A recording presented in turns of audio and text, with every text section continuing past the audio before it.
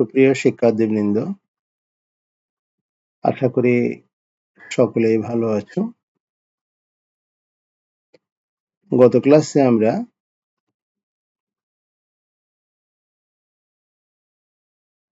মোমবাতির প্রজ্বলন এবং মোমের যে তিনটা অবস্থা হয়, কেন হয় সে বিষয়টা নিয়ে আলোচনা করেছি এবং এটার সাথে তুমি আরো একটি বিষয় আলোচনা করা যেতে পারে। এটার আরেকটু উদাহরণ যদি আমরা নিই, যেমন পানি, বরফ, জলীয় বাষ্প। এখানে লক্ষ্য করো, একই পদার্থের তিনটি অবস্থা। কি কি? কঠিন অবস্থায় বরফ, তুমি এটাকে তাপ দাও, তাপ দিলে কি হয়? বরফ গলতে শুরু করে, তরল হয় পানি, এবং পানিকে যদি আবার তাপ দেওয়া হয় তাহলে জলীয় বাষ্পে পরিণত হয়। তাহলে লক্ষ্য করো, পদার্থ কিন্তু একই। কিভাবে একই হলো? জলীয় বাষ্পকে ঠান্ডা করলে পানি হয়, পানিকে যদি আরো ঠান্ডা করা হয়, ফ্রিজে রেখে যদি পানিকে ঠান্ডা করি, আমরাই দেখতে পাই বরফ হয়ে যায়। সুতরাং এই পরিবর্তনগুলো শুধু বাহ্যিক পরিবর্তন হয়, ভিতরের গঠনের কোনো পরিবর্তন হয় না। এই ধরনের পরিবর্তনকে আমরা কি বলি? ভৌত পরিবর্তন বা বাহ্যিক পরিবর্তন। তো এখানে মোমবাতির প্রজ্বলনে এখানে আমরা গত ক্লাসে এটা আলোচনা করে ফেলেছি। আজকে আমরা গলন আর স্ফুটন এই বিষয়টি নিয়ে আলোচনা করব।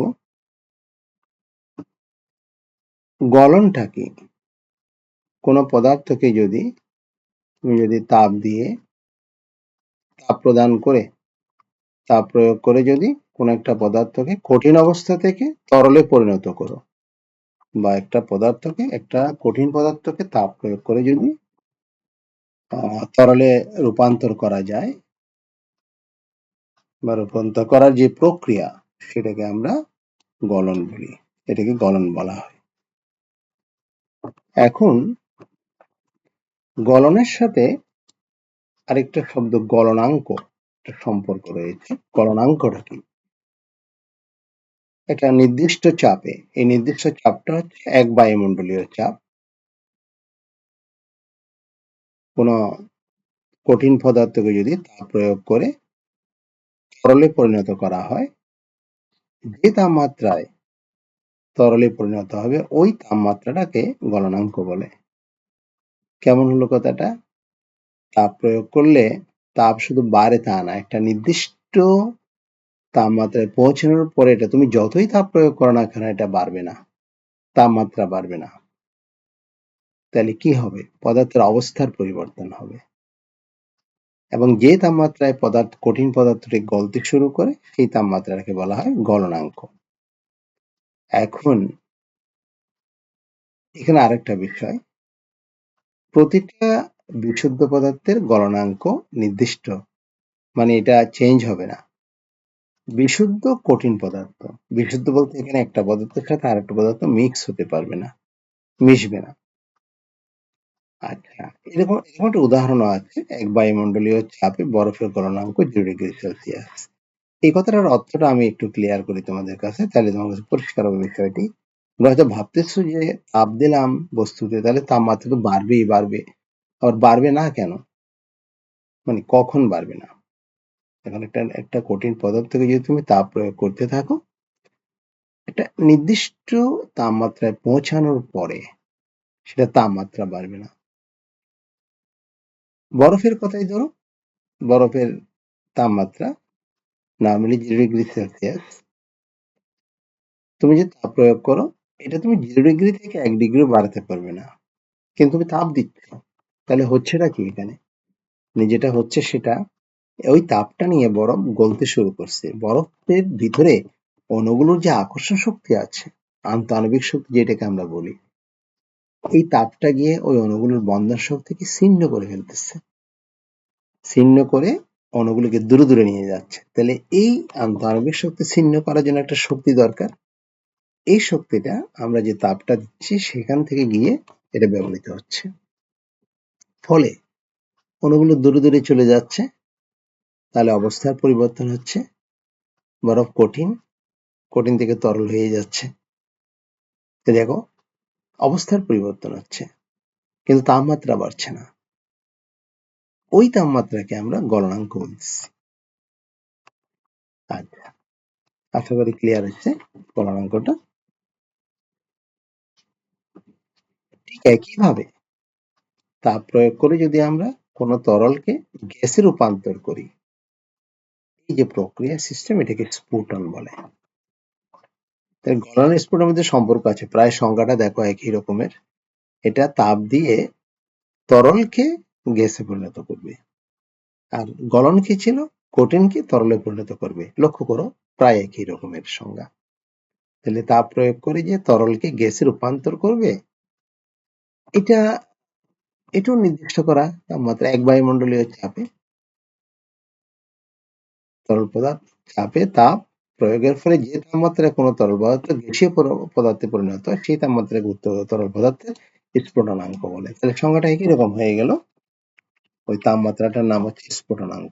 তাহলে স্ফুটনাঙ্ক কি, এক বায়ুমণ্ডলীয় চাপে কোনো তরল পদার্থকে গ্যাসে রূপান্তর করা বা বায়বীয় পদার্থে রূপান্তর করতে যে তাপমাত্রায় কোনো তরল পদার্থ বায়বীয় পদার্থে রূপান্তরিত হয় বা গ্যাসীয় পদার্থে রূপান্তরিত হয়, ওই তাপমাত্রাটাই হচ্ছে স্ফুটনাঙ্ক। এরকম প্রত্যেকটা বিশুদ্ধ তরলের একটা নির্দিষ্ট স্ফুটনাঙ্ক থাকবে, মানে থাকে, ভেজাল হলে থাকবে না। মানে দুই তিনটা পদার্থ মিক্স হয়ে গেলে তখন আর থাকবে না, কিন্তু একটা যদি নির্দিষ্ট বিশুদ্ধ পদার্থ হয় তাইলে স্ফুটনাঙ্ক একই হবে।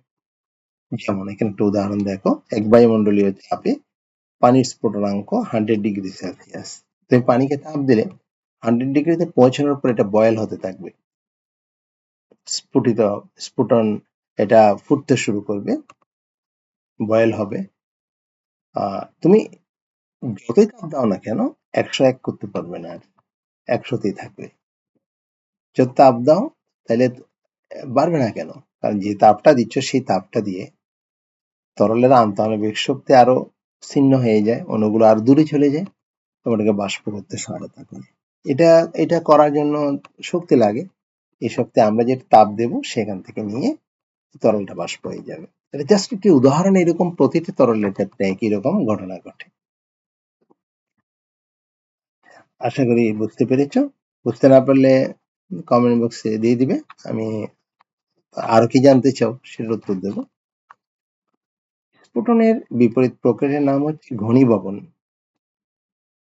স্ফুটন তো তাপ দিয়ে আমরা বাষ্প করে দিলাম, ওই বাষ্পটাকে যদি আবার ঠান্ডা করি, এটা হবে ঘনীভবন, ঘন করে ফেলা। ঠান্ডা করলে আবার আগের অবস্থায় তরলে ফিরে আসবে। স্ফুটনের জন্য তাপ দিতে হয়, আর ঘনীভবনের সময় তাপ সরিয়ে নিতে হয়। তাপ মানে সরিয়ে নেওয়া, ঠান্ডা করে ফেলা। ঠান্ডা করলে এটাকে বলা হয় স্ফুটন। বুঝতে পারছো আশা করি। আচ্ছা, এবারে আসো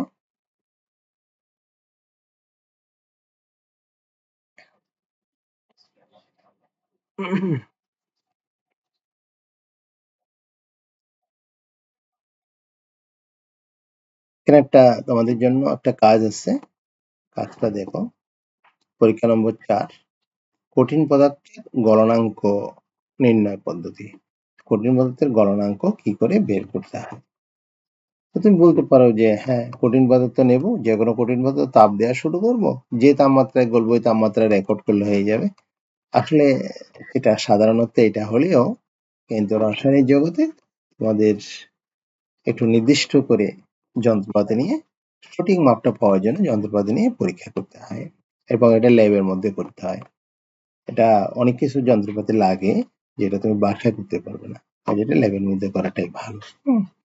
আচ্ছা, এখানে এই পরীক্ষাটা করার জন্য আমাদের কঠিন পদার্থ হিসেবে ইউরিয়া সার নেওয়া হয়েছে।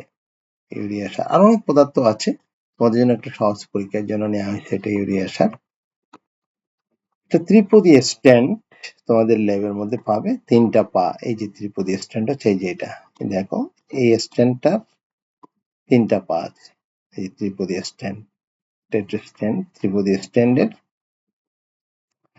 উপর তার জালি রেখে তার উপর একটা ওয়াশ গ্লাস রাখতে হবে। দেখো তার জালি, এটা একটা তার জালি, এই যে এই জিনিসটা তার জালি, দেখো তার উপরে একটা ওয়াশ গ্লাস, এটা একটা গ্লাসের টুকরার মতো আর কি, একটা পাত্রের ছোট, অনেকটা বাটি টাইপের কিন্তু অত বড় না, মানে ছোট কিছু রাখা যায় এরকম আর কি ওয়াশ গ্লাস। তার মধ্যে কিছু ইউরিয়া সার নেওয়া হয়েছে, দেখো ইউরিয়া, তোমরা ইউরিয়ার নাম শুনেছ, ইউরিয়া একটা সারের নাম। এবার একটি স্ট্যান্ডের সাথে সুতো দিয়ে থার্মোমিটারকে বেঁধে থার্মোমিটারের বাল্বকে ইউরিয়ার মধ্যে প্রবেশ করাতে হবে। দেখো এদিকে স্ট্যান্ড, এটা এই যে এখান থেকে এটা স্ট্যান্ড, স্ট্যান্ডের মধ্যে দেখো সুতো, এটা একটা, এটাও স্ট্যান্ডের অংশ, এটার মধ্যে একটা সুতো বাঁধছি, সুতো বাঁধে একটা থার্মোমিটার লাগিয়ে দেওয়া হয়েছে। থার্মোমিটার যে সাদা অংশ একটা আছে না মাথায়, ওটাকে বাল্ব বলে। এই দেখো সাদা অংশটা দেখে নিচে, যদিও এটা বোঝা যাচ্ছে না, লালের মতো মনে হচ্ছে, এই অংশটা নিচে ওয়াশ গ্লাসের মধ্যে দেওয়া হয়েছে তাপমাত্রাটা যেন রেকর্ড করা হয়। নিচে দেখো একটা স্পিড ল্যাম্প রাখা হয়েছে নিচে, এখান দিয়ে তাপ দেবে, তাপ দিলে কি হবে, এখানে ইউরিয়া সার তাপটা পাবে এবং এই তাপটা তোমার, এই তাপে ইউরিয়া সার গলতে শুরু করবে। এখানে থার্মোমিটার থেকে রিডিংটা আমরা নিতে পারবো যে কত তাপমাত্রায় এটা গলতেছে। ওরা পরীক্ষা করে, বিজ্ঞানীরা পরীক্ষা করে দেখিয়েছে যে 133°C তাপমাত্রায় ইউরিয়া সার গলতে শুরু করেছে, 133 গলা শুরু করেছে, এবং এই তাপমাত্রায় চেঞ্জ হবে না, এই তাপমাত্রায় সবগুলো ইউরিয়া সার গলবে, ইউরিয়া সার না গলা পর্যন্ত তাপমাত্রাটা চেঞ্জ হবে না। সুতরাং এই তাপমাত্রাটা হচ্ছে ইউরিয়ার গলনাঙ্ক। ঠিক একইভাবে তুমি এই পরীক্ষাটা বরফ দিয়ে করতে পারবে, বাসায় বরফ দিয়ে করা যায়। তুমি বরফের তাপমাত্রা দেখবে 0°, তুমি তাপ দিতে শুরু করো, দেখবে বরফ গলতে শুরু করেছে এবং সব বরফ না গলা পর্যন্ত 0° থাকবে। সুতরাং বরফের গলনাঙ্ক 0°C। বুঝতে পেরেছ আশা করি। আচ্ছা, এখানে আরেকটা উদাহরণ নিচ্ছি। আমরা একটি অবিশুদ্ধ পদার্থ মোমের গলনাঙ্ক বের করতে চাই।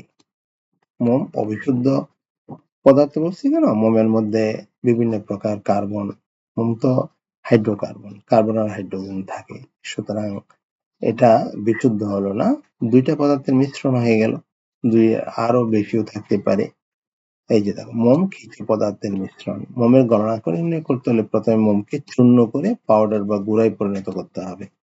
এটা তোমরা করতে পারবে, পাউডার করে ফেলা মোমের। এরপর মোমের গুঁড়াকে একটি একমুখ বন্ধ কাঁচরোলে নিয়ে সেখানে একটা থার্মোমিটার রাখতে হবে। আমরা দেখি এই যে এটা দেখতে পাচ্ছ, এটা স্ট্যান্ড, এটা বিকার, মোমকে এখানে গুঁড়া করে রাখা হয়েছে। তারপরে এই যে তোমার বিকারের মধ্যে পানি দেওয়া হয়েছে, খেয়াল করো, কিন্তু এই যে এটা তোমার এই থার্মোমিটারটা দেখো টেস্ট টিউবের মধ্যে রাখা হয়েছে, টেস্ট টিউব দেখাই তোমাকে, এই যে টেস্ট টিউবের মধ্যে থার্মোমিটারটা ভিতরে দেখা যাচ্ছে, এবং এই থার্মোমিটারের মধ্যে নিচে কিছু মোমের গুঁড়া এবং নিচে একটা বিকারের মধ্যে কিছু পানি রাখা হয়েছে। পানিকে নাড়ানোর জন্য এখানে একটা নাড়ানি আছে, এই জায়গায় নাড়ানি আছে, এবং নিচে একটা স্পিড ল্যাম্প বা বুনশন বার্নার, স্পিড ল্যাম্প মানে তাপ দেবো বার্নার আর কি, আর এখানে একটা তার জ্বালি। এখন প্রশ্ন হলো যে আমরা তাপটা দিচ্ছি কোথায়, বিকারের পানিতে, মোমকে কেন দিচ্ছি না সরাসরি তাপ? কারণ কোনো পদার্থ যদি সরাসরি তাপ দেওয়া হয় তাহলে সেটা ওর ইচ্ছের বিরুদ্ধে তাপটা গ্রহণ করে, জোর করে তাপ দেওয়া হলে। কারণ পানির মধ্যে তাপ দিলে হবে কি, পানির থেকে মোমটা ধীরে ধীরে তাপ গ্রহণ করে আস্তে আস্তে গলতে শুরু করবে, এবং কত তাপমাত্রায় গলবে সেটা আমরা এখান থেকে নির্দিষ্ট করে নিতে পারবো, দেখে নিতে পারবো। আচ্ছা, তো এখানে তাহলে এটা দিয়েও তুমি মোমের গলনাঙ্ক বের করতে পারবে। তবে মোম যেহেতু বিভিন্ন পদার্থের মিশ্রণ, তাইলে ওখানে একরকম গলনাঙ্ক পাওয়া যাবে এবং যত মোম আছে সবগুলোর গলনাঙ্ক একই রকমের হবে। আচ্ছা,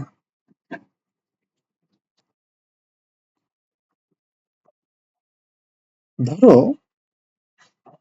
আমরা একটু আগে যে এখানে যেটা করলাম, ইউরিয়া সারের গলনাঙ্ক 133°, কেমন? এখন তুমি ধরো বাজার থেকে ইউরিয়া সার কিনে আনলে, না তোমার আনার দরকার নেই, যাদের দরকার তারা আনলো, এবং তারা হয়তো টেস্ট করতে চাইলো যে ইউরিয়া সারটা বিশুদ্ধ কিনা নাকি ভেজাল দিয়েছে। আজকে তো বাজারে আজকাল সবকিছু ভেজাল, ম্যাক্সিমাম জিনিস। আমরা যে ইউরিয়া সারটা কিনলাম এটা ভেজাল কিনা কি করে পরীক্ষা করো, মানে এখানে অন্য কোনো পদার্থ মিশে না আছে কিনা।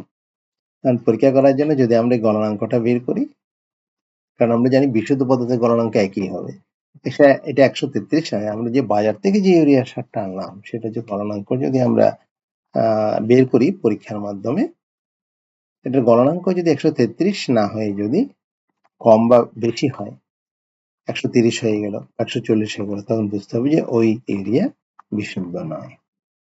তাহলে গলনাঙ্ক দিয়ে দেখো পদার্থ বিশুদ্ধ কিনা বোঝা যায়। স্ফুটনাঙ্ক একই রকম, স্ফুটনাঙ্ক দিয়ে বুঝতে পারবে।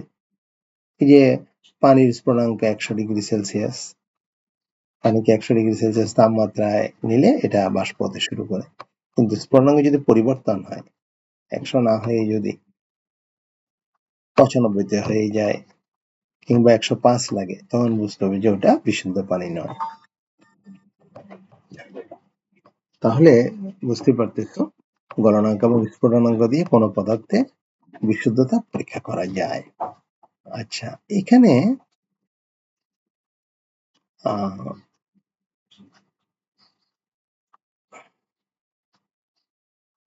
বিষয়টা একটা উদাহরণ এখানে দেখো। এক বায়ুমণ্ডলীয় চাপে বিশুদ্ধ সালফারের গলনাঙ্ক 115°C, 115°C। কিন্তু কোন একটি সালফারের নমুনার গলনাঙ্ক নির্ণয় করার সময়, ধরো তোমাকে কিছু স্পেসিমেন দিল, নমুনা দিল, বললো যে এখানে সালফার আছে, দেখো তো এখানে কোনটা, 2-3 রকমের সালফার দিল, বললো যে দেখো তো কোনটা বিশুদ্ধ।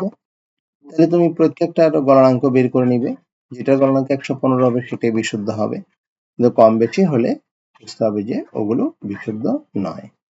এইভাবে আমরা গলনাঙ্ক প্রক্রিয়ার নির্ণয় করার মাধ্যমে কোনো পদার্থের, কঠিন পদার্থের বিশুদ্ধতা পরীক্ষা করতে পারি। পরীক্ষা নাম্বার 5, পরবর্তী এক্সপেরিমেন্ট দেখো। কোন তরল পদার্থের স্ফুটনাঙ্ক নির্ণয় পদ্ধতি। তরল পদার্থের স্ফুটনাঙ্ক কি করে বের করবো, ওই একই রকম।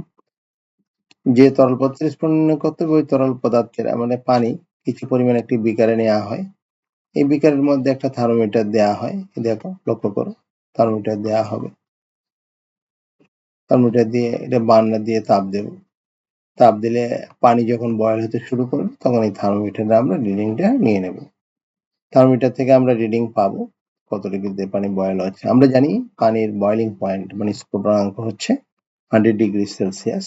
তো এটা এখানে তাপমাত্রা দেখবো আমরা, যদি এটা 100 এর আগে বয়েল হতে শুরু করে বা 100 এর পরে বয়েল হয়, তাহলে বুঝতে হবে যে পানিটা বিশুদ্ধ নয়, মানে তরলটা বিশুদ্ধ নয়। এখানে পাবে প্রত্যেক বিশুদ্ধ তরলের স্ফুটনাঙ্ক নির্দিষ্ট, সেহেতু একটি তরলের একই স্ফুটনাঙ্ক মানে একাধিক তরলের একই স্ফুটনাঙ্ক হতে পারে না। আবার কোন তরলে ভেজাল মিশ্রিত থাকলে সেটি তার নির্দিষ্ট স্ফুটনাঙ্কের ভিন্ন তাপমাত্রায় ফুটতে থাকে, যেটা তোমাদের একটু আগে বললাম। পানিতে সামান্য পরিমাণে অ্যালকোহল যোগ করলে পানির স্ফুটনাঙ্ক বেড়ে 100° না হয়ে অন্য তাপমাত্রা বয়েল হবে, কিংবা পানিতে তুমি অল্প লবণ মিক্স করে দাও কিংবা কিছু জিনিস মিক্স করে দিয়ে তুমি তাপ দাও, দেখবে যেটা 100°তে বয়েল হবে না, এটা কম বা বেশিতে বয়েল হবে। সুতরাং বুঝতে পারবে যে এই তরলটা বিশুদ্ধ নয়। আচ্ছা,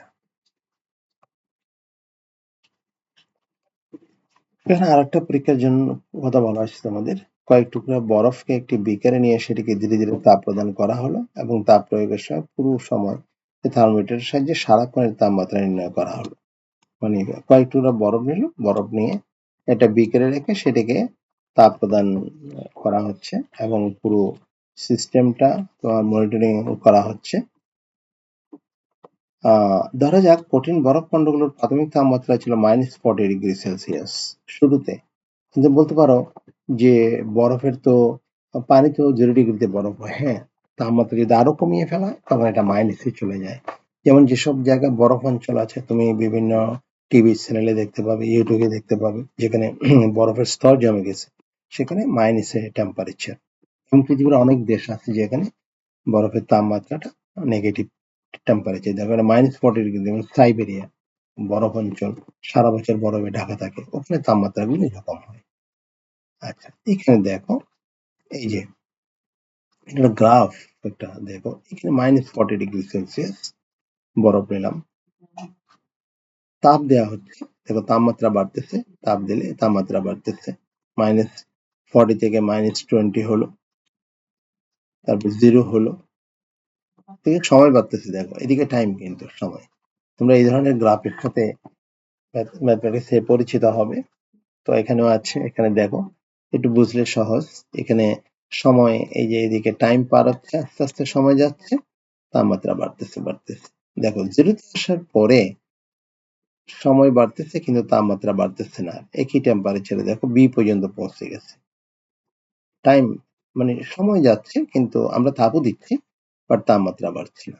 কিন্তু হঠাৎ করে বিতে আসার পরে দেখা যাচ্ছে আবার তাপমাত্রা বাড়ার সাথে সাথে তাপমাত্রা বাড়তেছে। দেখো এই যে 20, 40, 60, 80, 100 পর্যন্ত বেড়ে গেল। বেড়ে যাওয়ার পরে দেখো এটা আস্তে আস্তে পানি হতে শুরু করেছে। এই 100°তে আসার পর তাপমাত্রা, তাপ দেওয়া হচ্ছে, সময়ও যাচ্ছে, কিন্তু তাপমাত্রা আর বাড়ছে না, 100 থেকেই যাচ্ছে। আমরা যত টাইম পার হোক না কেন 100 আর বাড়তেছে না। এই ডিতে আসার পরে সমস্ত বরফগুলো গলে গেছে। এখানে একেবারে না, বরফ না, পানি। আমি এখানে এই যে এখানে বরফটা গলে গেছে, এখানে এ থেকে বি পর্যন্ত সমস্ত বরফগুলো গলেছে, এতে থেকে বি পর্যন্ত। তারপর সমস্ত বরফগুলো গলার পরে এই দেখো তাপমাত্রা বাড়তে শুরু করেছে, শীতে সব পানি হয়ে গেছে বরফগুলো। এখন এখানে বরফ গলা পানি, এই পানিটা তাপ নিচ্ছে, বয়েল হচ্ছে ডিতে, ডি পর্যন্ত। দেখো সময় বাড়তেছে কিন্তু তাপমাত্রা বাড়তেছে না, পানি বয়েল হচ্ছে আর বাষ্প হতে শুরু করেছে। দেখো জলীয় বাষ্প, সমস্ত জলীয় বাষ্প, পানিগুলো জলীয় বাষ্প হলে তখন তাপমাত্রা, এটা কত ছিল, 100 ছিল, এখন তাপমাত্রা বাড়তে বাড়তে বাড়তে এখন সমস্ত পানিগুলো বাষ্প হচ্ছে এখানে, এবং ডিতে সমস্ত পানি বাষ্প হয়ে গেল, তার তাপমাত্রা আবার বাড়তে শুরু করেছে, এটা তখন পাত্রের তাপমাত্রা হয়ে যাবে। এই গ্রাফটা যদি তোমরা ভালো করে যদি একটু দেখো, এখানে এই গ্রাফের মধ্যে, এখানে যদি আমরা একটু খেয়াল করি, দেখো এ থেকে বি পর্যন্ত এখানে আমরা তাপ দিয়েছি কিন্তু তাপমাত্রা বাড়ে নাই। দেখো মানে জিরোতে কিন্তু থেকে গেছে তাপমাত্রা, কিন্তু পদার্থের অবস্থার পরিবর্তন হয়েছে। কি পরিবর্তন হলো? এর সমস্ত বরফগুলো বিতে আস্তে আস্তে পানি হয়ে গেছে। তাহলে যে তাপ, যে পরিমাণ, যে তাপটা পদার্থের তাপমাত্রা না বাড়িয়ে অবস্থার পরিবর্তন ঘটায়, এটাকে আমরা বলি সুপ্ত তাপ। সুপ্ত তাপ, সুপ্ত মানে যেটা ঘুমিয়ে থাকা, সুপ্ত তাপ। তাহলে যদি তোমাকে প্রশ্ন করে সুপ্ত তাপটা কি, তাহলে যে তাপ পদার্থের তাপমাত্রা না বাড়িয়ে অবস্থার পরিবর্তন ঘটায়। এই অবস্থার পরিবর্তন কিন্তু দুই রকমের। এটা বরফ ছিল, কঠিন থেকে তরল হলো। এখানে দেখো এটা তরল ছিল শীতে, তরল থেকে বায়বীয় হলো, অবস্থার পরিবর্তন হচ্ছে, কিন্তু তাপমাত্রা বাড়ছে না, তাপমাত্রা 100ই। ওই তাপটা সুপ্ত তাপ। তাহলে সুপ্ত তাপ কি জানা হলো আমাদের। এখানে আমরা দুই রকম সুপ্ত তাপ পাচ্ছি। দেখো এটা গলে গেছে, কঠিন থেকে তরল হয়েছে, তাহলে এটা গলনের সুপ্ত তাপ। আর এটা তরল থেকে বাষ্প হয়েছে, তাহলে এটা হলো বাষ্পীভবনের সুপ্ত তাপ। তাহলে সুপ্ত তাপ কয় প্রকার পাচ্ছি আমরা এখানে? দুই প্রকার, একটা গলনের সুপ্ত তাপ আর একটা হলো বাষ্পীভবনের সুপ্ত তাপ। এই কথাগুলো এখানে পাবে তোমরা, আমি যেহেতু কথাগুলো আলোচনা করছি সেটা পাওয়া যাবে এখানে। আচ্ছা, এখন প্রশ্ন এই জায়গায়, গলনের সুপ্ত তাপ কি? আমরা তো একটু আগে বললাম সুপ্ত তাপটা কি। এক যদি প্রশ্ন করে গলনের সুপ্ত তাপ কি, তাহলে গলনের সূত্র তাপে আমরা শুধু এইটুকুতে থাকবে এটা বলবো না।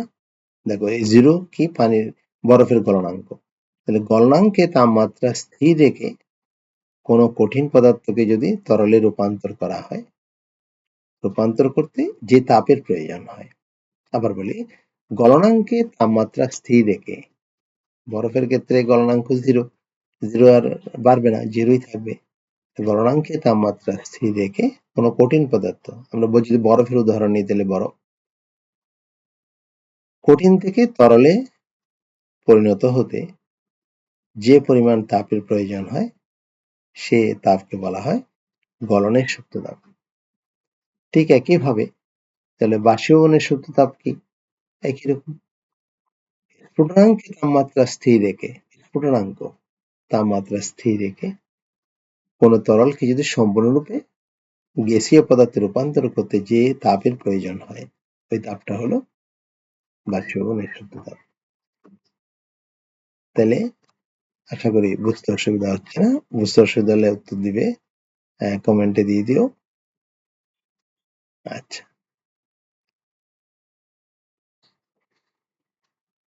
ওটা হলো এই যে গ্রাফটা দেখলে, এটা তাপ দিয়ে ক্রমশ কঠিনকে তরল করা, তরলকে বায়বীয় করা, তার উল্টো প্রক্রিয়ার একটা গ্রাফ এখানে আমরা দেখতে পাচ্ছি। দেখো, জলীয় বাষ্পকে শীতলীকরণের চিত্র, লেখো চিত্র। এটা হলো বায়বীয় পদার্থ, জলীয় বাষ্প বায়বীয় পদার্থকে শীতলীকরণ মানে কঠিন করার রূপান্তরের প্রক্রিয়াটা। লক্ষ্য করো, প্রথমে জলীয় বাষ্প 140 এখানে ঠান্ডা করা হচ্ছে, তাপ বর্জন, যে তাপ বর্জন, তাপ নিয়ে ফেলা হচ্ছে। আস্তে আস্তে আস্তে আস্তে এটা 120, 100তে এসে থামছে। দেখো 100তে এসে থেমে গেছে এখানে। আমরা কিন্তু তাপ নিয়ে নিচ্ছি যে তাপ বর্জন করতে, কিন্তু এটা 100 পরে আর কমতেছে না। দেখো তাপমাত্রা এখান থেকে এই পর্যন্ত পুরোটা 100। কি হচ্ছে এখানে? জলীয় বাষ্পটা তাপ বর্জন করতেছে। জলীয় বাষ্প তো বায়বীয় পদার্থ, অবস্থার পরিবর্তন হচ্ছে, এটা ধীরে ধীরে পানি হয়ে যাচ্ছে। পদার্থের অবস্থার পরিবর্তন, এখানে পানি হয়ে গেল। দেখো তাপমাত্রা আরো কমাচ্ছি আমরা। দেখো পানি পানি এই যে 0তে না আসা পর্যন্ত তাপমাত্রা কমতেই থাকবে, কমতেই থাকবে। এর 100 ছিল, ধরো 90, 80, 60, 40, 20 এভাবে কমতেছে তাপমাত্রা। কমে কমে একদম 0তে এসে পানিটা কি হয়ে গেল? অবস্থার পরিবর্তন হচ্ছে না, পানি বরফ হয়ে গেল। তাপমাত্রা যদি আরো কমাই, দেখো আরো আরো কমানো হচ্ছে। মনে করো 0 থেকে কমে -20, মাইনাস, এটা কিন্তু বরফ হয়ে যাচ্ছে। এই বরফ দেখো আস্তে আস্তে আস্তে আস্তে, আর তাপমাত্রা যতই কমাই বরফই থাকবে, বরফের আর পরিবর্তন হবে না। তাহলে দেখা যাচ্ছে তাপ দিয়ে যেমন কঠিনকে তরল, তরলকে বায়বীয় করা যায়, আবার তাপ সরিয়ে নিয়ে বায়বীয়কে তরল, তরলকে আবার কঠিন করা সম্ভব, কঠিন করা যাচ্ছে। তো আমরা আজকে এখানে শেষ করতে চাই। যদিও ক্লাসের সংখ্যা বেশি হবে, কিন্তু তোমরা বেশিক্ষণ ধৈর্য রাখতে পারবে না। কাজে যতটুকু পারা হলো আমরা ততটুকুর মধ্যেই থাকি। এই যে এখানে আজকে যা যা পড়লাম, যদি আমরা এটা তোমাদেরকে যদি সারাংশ করে দেই, এখানে তোমরা কি কি পড়বে? গলন কি, স্ফুটন কি, কেমন, গলনাঙ্ক কি, স্ফুটনাঙ্ক কি। একটা গলন আর স্ফুটন, আর একটা গলনাঙ্ক আর স্ফুটনাঙ্ক। এখানে কয়েকটা পরীক্ষা আছে, এই পরীক্ষা কিছু এমসিকিউ পাবে এখান থেকে। এই কিভাবে কঠিন পদার্থের গলনাঙ্ক পরীক্ষা করতে হয় বা গলনাঙ্ক নির্ণয় করতে হয়, সেটা এটা থেকে তোমরা উত্তর দিতে পারবে। আচ্ছা, তারপরে তরল পদার্থের স্ফুটনাঙ্ক কিভাবে বের করতে হয়, একটা পরীক্ষার সাহায্যে বর্ণনা করো। তাহলে এখানে তোমার পরীক্ষা দেয়া আছে, এটা তুমি আনসার করতে পারো এখান থেকে। তারপরে হলো